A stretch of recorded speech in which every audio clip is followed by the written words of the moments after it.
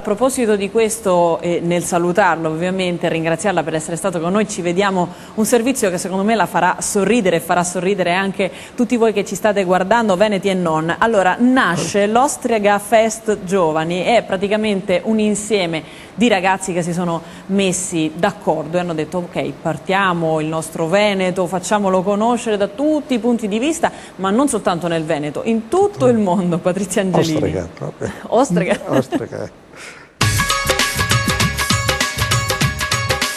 A salsiccia sofregata con verza, sciosi con polenta, moscardini con patata lessa come una volta, il formaggio imbriago con pan biscotto e radicio marinata altri del Treviso e il dolce con zucca. La truppa veneta di Ostrega non poteva partire per il Brasile senza le ricette tradizionali.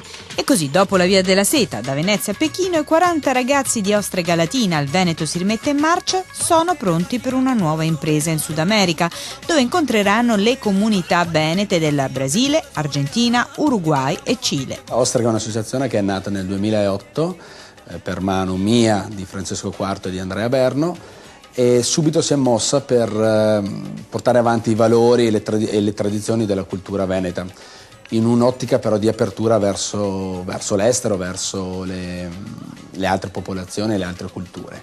Il primo progetto che l'associazione ha portato avanti è stato Ostrega in Tour, ovvero un viaggio in bus da Venezia a Pechino, che abbiamo fatto nell'agosto del 2009, e siamo stati i primi italiani a giungere in Cina con un bus, ed è presumo il più lungo viaggio mai effettuato da un bus italiano. Mi sono occupato dell'autobus, ho seguito le fasi della preparazione del viaggio in parte e ho guidato l'autobus insieme a un amico di viaggio che è Tiziano Paolin, e ho occupato questa posizione dalla partenza fino all'arrivo. Siamo riusciti ad arrivare trionfanti a Pechino e a ritornare ancora più felici di prima. Obiettivo del tour è quello di rappresentare una vetrina itinerante del Veneto, in gastronomia, arte, turismo e impresa del territorio.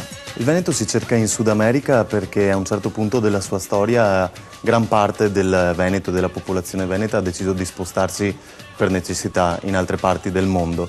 E in altre parti del mondo è rimasto un Veneto che forse qui in Veneto abbiamo perso, di cui abbiamo parzialmente perso la memoria. È proprio per questa ragione che in occasione dell'Ostrega Fest qui a Villa Benzi Zecchini a Caerano abbiamo montato una mostra dell'archivio fotografico storico della provincia di Treviso dedicata proprio all'emigrazione trevigiana e veneta nel mondo ed in particolare in Sud America. Ed ecco qui che siamo arrivati a conclusione del nostro programma, però vi ricordo che dopo di noi arriva la seconda puntata dello spettacolo di Fiorello, il più